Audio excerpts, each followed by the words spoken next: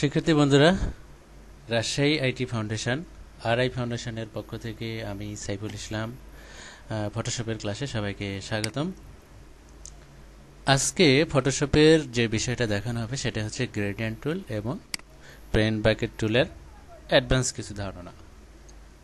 Gradient টুল ও paint bucket টুল কিন্তু আমাদের ফটোশপের বেসিকে দেখানো হয়েছে, তারপরও গ্রেডিয়েন্ট নিয়ে আমি একটা আলাদা ক্লাস ছোট করে একটা বানালাম, কারণ যাদের গ্রেডিয়েন্ট নিয়ে একটু সমস্যা, কারণ আগের ক্লাসগুলোতে কিন্তু বিস্তারিতভাবে কিছু বলা হয়নি, সেজন্য যারা কেউ যদি ইচ্ছা করে এই ক্লাসটা দেখতে পারে, তাদের ক্ষেত্রে অনেকটা হেল্প হবে, উপকার হবে। যাই হোক, আমি নতুন একটা প্রজেক্ট নিই। প্রথমেই বলে রাখি, আমরা যখন ফটোশপের যে মিডিয়াম লেভেলের ক্লাসগুলো করতেছি, তারা অবশ্যই ফটোশপের বেসিক যে ক্লাসগুলো আছে এটা আগে দেখে নেবেন, যদি ভালো করে মানে বেসিক জানা না থাকে। আর যদি বেসিক জানা থাকে তাহলে এখান থেকেই দেখেন, অথবা এটা যদি এগুলোও ভালো মোটামুটি জানা থাকে তাহলে এগুলোও দেখার দরকার নাই, আপনি আমাদের ফটোশপের যে অ্যাডভান্স ক্লাসটা আছে, অ্যাডভান্স টিউটোরিয়ালগুলো আছে, সেগুলো দেখে নিতে পারেন। আর যদি কোনো সমস্যা থাকে বা কোনো নতুন কোনো কিছু জানতে চান, তাহলে তো আমাদের আরআই ফাউন্ডেশনের তো একটা গ্রুপ আছেই, অথবা আপনি আমাদের ওয়েবসাইট ri-foundation.com সাইট থেকেও আপনি আমাদের ইনফরমেশান পাবেন, যে কোথায় আপনি কি লিখবেন, কোথায় কী করে আমাদের সাথে কন্ট্যাক্ট করবেন, এই বিষয়গুলো। যাই হোক, গ্রেডিয়েন্ট কালার আর পেন্ট বাকেট টুল, এই দুটো টুলের মাধ্যমে যে কালারগুলো করা হয় সেই বিষয় নিয়ে আজকে বিস্তারিত একটু আলোচনা করা হবে। তো পেইন্ট বাকেট টুলটা আলোচনা করার সময় আমি বলবো, কালার কিন্তু দুই ধরনের আছে, একটা হচ্ছে গ্রেডিয়েন্ট আর একটা হচ্ছে সলিড। সলিড কালার কাকে বলে? সলিড কালার হচ্ছে যে কোনো একটা কালার, যে কোনো একটা কালার, সেটা যে কোনো কালার হইতে পারে। এটা যেমন এখানে লক্ষ্য করেন, এটাও সলিড কালার, এটাও সলিড কালার, এটাও সলিড কালার। আসলে যে এই লালটা সলিড কালার অথবা গ্রিনটা সলিড কালার, এটা না। সলিড কালারটা যে কোনো কালারই, কিন্তু সেখানে অন্য কোনো কালারের মিশ্রণ নেই, এটাই হচ্ছে সলিড কালার। যেমন এখানে আমি যদি সলিড কালার দিই, পেন বাকেট টুলের সাহায্যে আমি যে কোনো কোথাও সলিড কালার দিয়ে দিতে পারি। আর গ্রেডিয়েন্ট কালারটা কি? গ্রেডিয়েন্ট কালার হচ্ছে একের অধিক, অবশ্যই একের অধিক, অর্থাৎ এখানে বলা যেতে পারে দুই বা ততোধিক, অর্থাৎ যেখানেই একের অধিক কালারের সংমিশ্রণ থাকবে সেটাকেই আমরা গ্রেডিয়েন্ট কালার বলবো। এই সংমিশ্রণটা বিভিন্ন ওয়েতে হতে পারে, বিভিন্ন ওয়েতে হইতে পারে। তো গ্রেডিয়েন্ট কালারে আমরা সেগুলো বিস্তারিত গ্রেডিয়েন্ট টুলের মাধ্যমে সেই গ্রেডিয়েন্ট কালারটা দিতে পারি।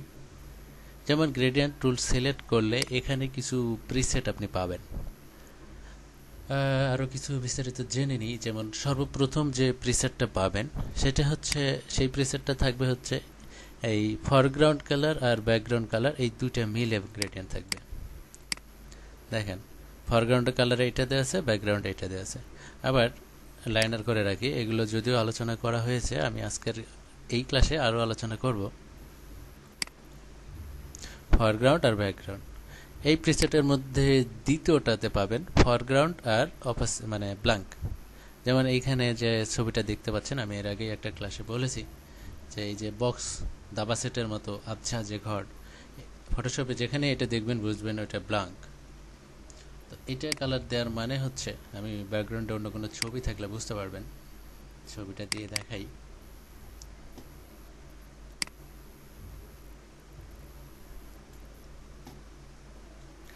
নতুন একটা লেয়ারও নেই। এটার অর্থ হচ্ছে এই সাইড ব্ল্যাঙ্ক, এই সাইডে কালার থাকবে, এবং এই সাইডে যে কালারটা থাকবে সেটা হচ্ছে ফরগ্রাউন্ডে যে কালারটা দেয়া থাকবে সেটা। যাই হোক, এখানে এখন এই কালারটা দেয়া আছে, আমি এখন কালারটা দিয়ে দেখি। দেখেন, এই সাইডে কিন্তু ফাঁকা আর এই সাইডে কালার দিয়েছে। আপনি ইচ্ছা করলে এখানে অন্য কালারও দিয়ে দিতে পারেন।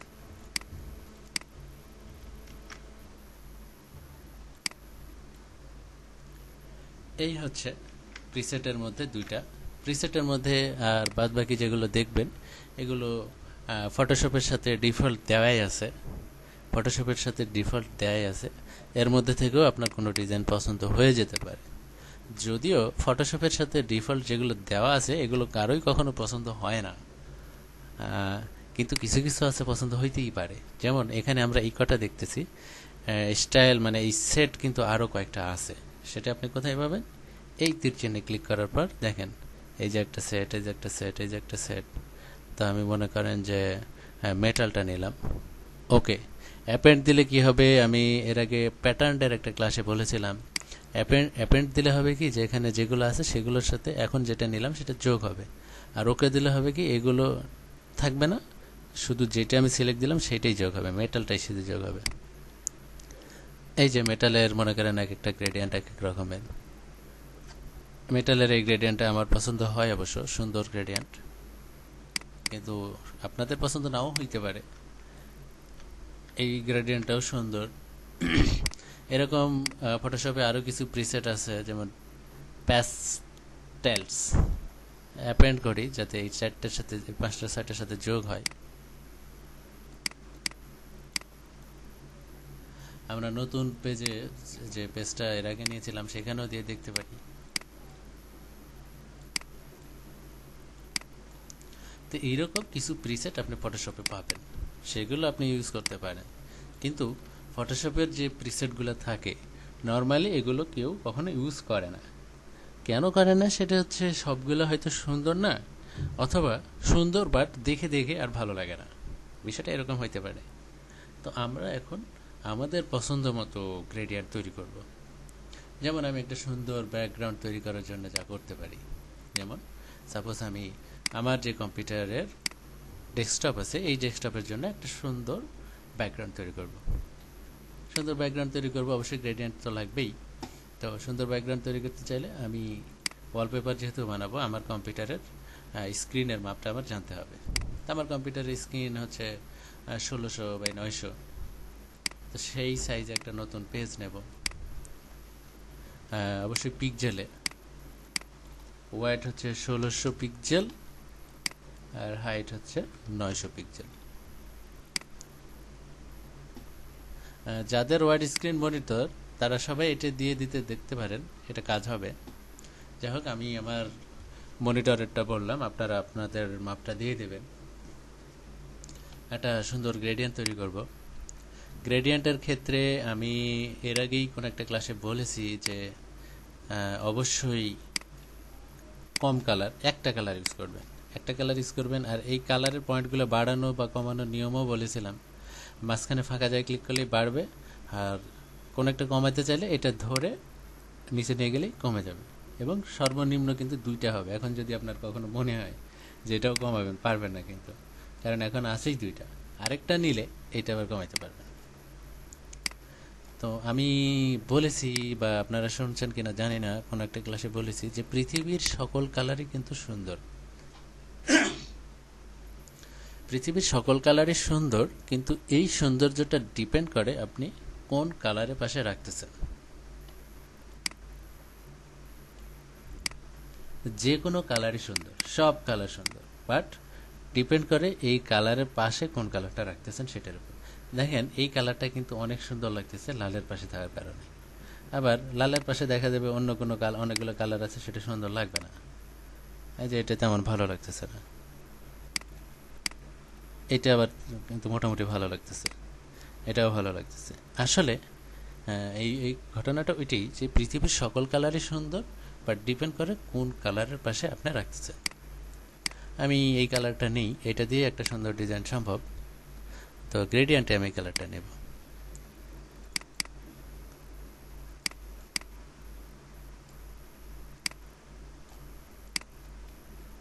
গ্রেডিয়েন্ট করার সময় সুন্দর গ্রেডিয়েন্ট করতে চাইলে প্রথম যে কাজটা করবেন যে দুইটাকে একই কালার নেবেন।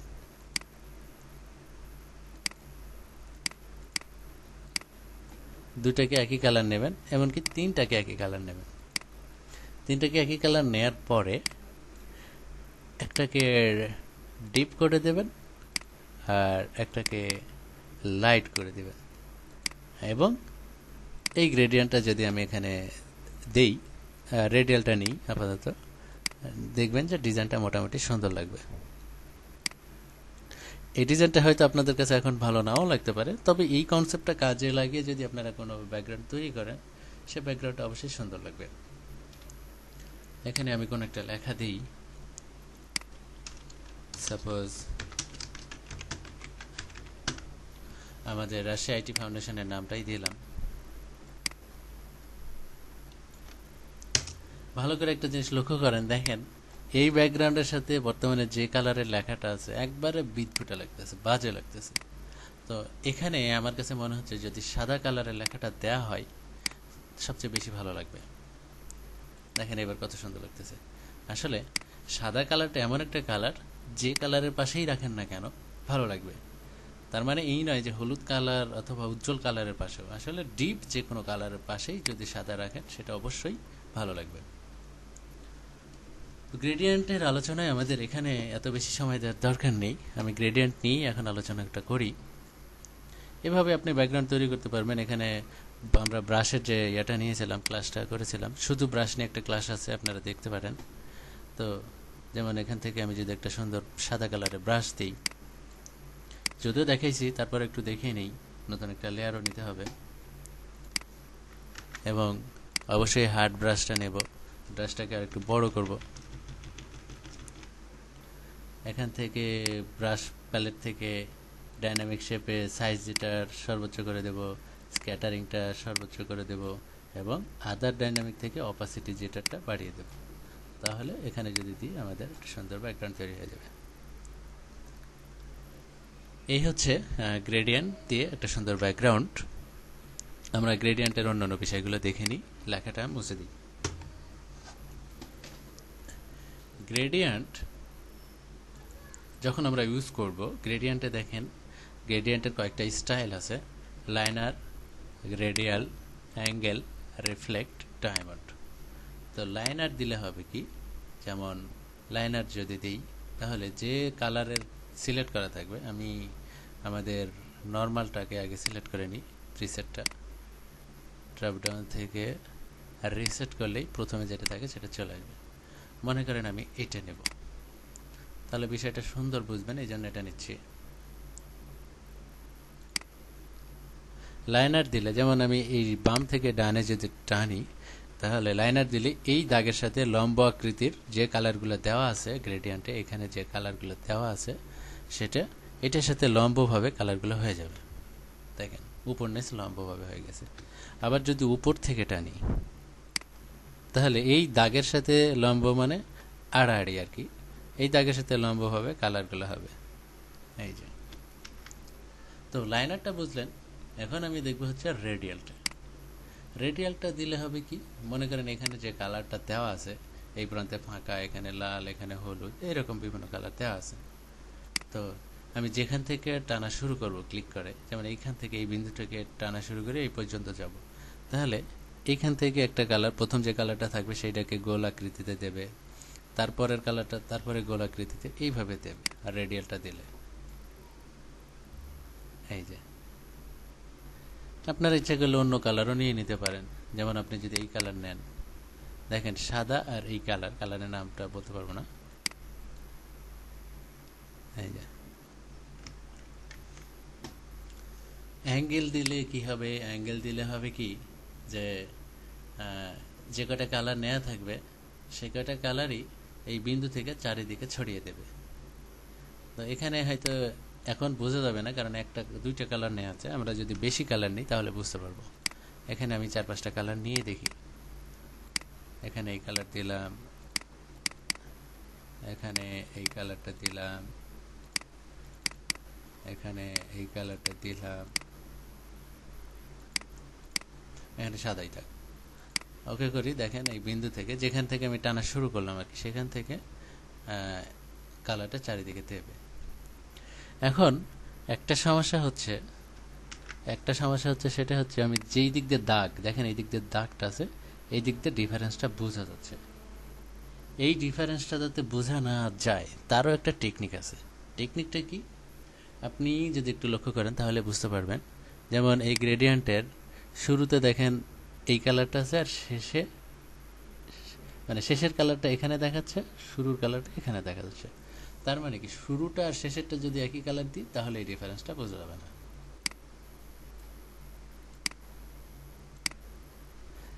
একই কালার দেওয়ার ওয়েটা হচ্ছে আপনি যেখানে একই কালার দিতে চান, যেমন এই কালারটা আমি এইখানে দিতে চাচ্ছি, জাস্ট এখানে একবার ক্লিক করব, এখানে দেব, তাহলে ওই কালারটা ওখানে চলে যাবে। তো আমি শেষে এই কালারটা দিতে চাচ্ছি, তো এই পয়েন্টারটা একবার সিলেক্ট করব, এখানে কালার দিলে এখন লাস্টের ওই কালারটা হয়ে যাবে। এইবার যদি অ্যাঙ্গেলটা আনি তাহলে কিন্তু আপনি বুঝবেন না যে কোন দিক থেকে শুরু করা হয়েছে। ইনশাল্লাহ বিষয়টা বুঝতে পারছেন। তো এইটা হচ্ছে অ্যাঙ্গেল, গ্রেডিয়েন্টের অ্যাঙ্গেল স্টাইল। গ্রেডিয়েন্টের এর আগে যে টুলটা নিয়ে আলোচনা করেছিলাম সেখানে আমি বলেছিলাম যে লাইনার গ্রেডিয়েন্ট আর রিফ্লেক্ট গ্রেডিয়েন্ট সেম, আসলেও সেম। আমি দেখাই, লাইনার বাম থেকে ডানে টানলাম, যে রেজাল্ট, রিফ্লেক্ট বাম থেকে ডানে টানলে ঠিক সেই রেজাল্টটাই আসবে। দেখেন একবারে সেম রেজাল্ট। আসলে পার্থক্যটা কোথায়? পার্থক্যটা দেখতে গেলে আমাদের আরেকটু ভালোভাবে ভাবতে হবে। যেমন রিফ্লেক্ট মানে আমরা জানি, রিফ্লেক্ট মানে হচ্ছে প্রতিফলন। তো আমি লাইনার নিয়ে যদি মাঝখান থেকে ডান পর্যন্ত টানি, তাহলে দেখেন কি ঘটনাটা ঘটে। মাঝখান থেকে মানে এইখান থেকে বাম পাশে যে কালারটা ছিল এই অংশটুকু পুরাটাতে একই কালার নিয়েছে, মানে বাম পাশে যেটা ছিল সেটা নিয়েছে। আবার বাম পাশ থেকে এই পর্যন্ত যদি টানি, তাহলে ডান পাশে যে কালারটা আছে পুরো অংশটা সেই কালার থাকবে। এই যে ইনশাল্লাহ বুঝতে পারছেন। তারপর আরেকটা দিয়ে দেখাই, দেখেন ডান পাশে এই কালারটা আছে কমলা কালারের মতো। তো বাম থেকে যদি আমি ডানে এই পর্যন্ত টানি, তাহলে ডান পাশে পুরোটাই কমলা কালার থাকবে। আবার বাম পাশে যে জাম কালারটা আছে, যদি আমি এই জায়গা থেকে ডান পর্যন্ত টানি, তাহলে এই জায়গার বাম পাশে পুরাটাতে ওই জাম কালারটা থাকবে। তো কিন্তু রিফ্লেক্টের ক্ষেত্রে, রিফ্লেকশনের ক্ষেত্রে কি ঘটে দেখেন, রিফ্লেকশনের ক্ষেত্রে ঘটবে কি, প্রতিফলন ঘটবে। যেমন আমি এই জায়গা থেকে ডান পর্যন্ত যদি টানি, তাহলে এটার এইখানে যে কালারটা ছিল, এবং আমি একবার টেনে দেখাই, এই কালারটার পরে এই কালার ছিল, এই কালার পর এই কালার, উল্টা দিকে দেখেন এর রিফ্লেক্ট হয়েছে। এই কালারটার পরে যেমন এটা ছিল, এখানে দেখেন এটা আছে, তারপরে এই কালারটা ছিল, তারপরে দেখেন এটা আছে। তো রিফ্লেক্টটা আশা করি বুঝতে পারছেন, কারণ রিফ্লেক্ট কথাটা আমরা আগে থেকেই বুঝি। রিফ্লেক্ট মানে প্রতিফলন, মানে একই জিনিসের উল্টা প্রতিফলন আর কি। যেমন আমরা আয়নার মধ্যে যখন নিজেকে দেখি তখন কিন্তু আসলে উল্টা দেখি। তো রিফ্লেক্টটা আপনি যেখান থেকে ড্র্যাগ করবেন তার অপর পাশে উল্টা টুক দেখতে পাবেন, উল্টা টুক আসবে। আপাতত দৃষ্টিতে যদি একবার বাম থেকে ডানে টানি, তাহলে সেক্ষেত্রে কিন্তু লাইন আর রিফ্লেক্ট একই, বাট মাঝখান থেকে টানলেই বিষয়টা আলাদা করতেছে। তো এই হচ্ছে রিফ্লেক্ট। আর ডায়মন্ডের ক্ষেত্রে কোনো সমস্যাই নেই। পরবর্তী স্টাইল ডায়মন্ড, এটা একটা ডায়মন্ডের মতো আইকন করে। আমি নিজেও বুঝি না এইটা কেন দিয়েছে ফটোশপ। অবশ্য কিছু কিছু ক্ষেত্রে লাগে, কিছু কিছু ক্ষেত্রে লাগে। যেমন না, এটা আজকে না দেখাই। ফটোশপে ব্রাশ দিয়ে সুন্দর ডিজাইন করা যায়, এটা লাগে। তো শিক্ষার্থী বন্ধুরা, গ্রেডিয়েন্ট নিয়ে আজকের যে ক্লাস, এটা যদি ভালোভাবে অনুশীলন করেন, এই গ্রেডিয়েন্টটা আসলে অনেক জায়গাতেই লাগে, এবং অনেক ডিজাইনের ক্ষেত্রে এই গ্রেডিয়েন্ট লাগে। অথবা আপনি আপনার তৈরি করা ডিজাইনটাও রেখে দিতে পারেন গ্রেডিয়েন্ট। রেখে দেওয়ার নিয়মটা একটু দেখিয়ে দিই। মনে করেন আপনি একটা গ্রেডিয়েন্ট বানিয়েছেন,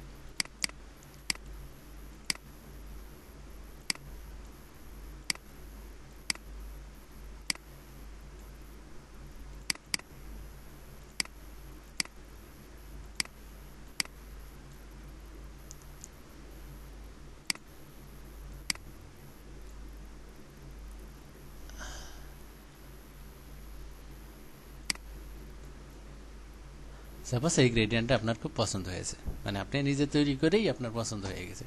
এখন এই গ্রেডিয়েন্টটাকে আপনি রাখতে চাচ্ছেন যাতে পরবর্তীতে আবার ইউজ করতে পারেন। জাস্ট এখানে নিউতে ক্লিক করবেন। নিউতে ক্লিক করলে দেখেন এখানে একটা চলে আসবে। এমনকি আপনি ইচ্ছা করলে এই গ্রেডিয়েন্টটা আপনার, সাপোজ আপনার কলিগ অথবা আপনার সহকর্মী, তাদের সাথেও শেয়ার করতে পারেন, অথবা আপনার বন্ধু। কীভাবে শেয়ার করবেন? এই কয়টা স্টাইলটাকে আপনি সেভ করবেন। তাহলে এটা সেভ করে আপনি সাপোজ ডেস্কটপে দিলেন এবং নাম দিলেন আপনার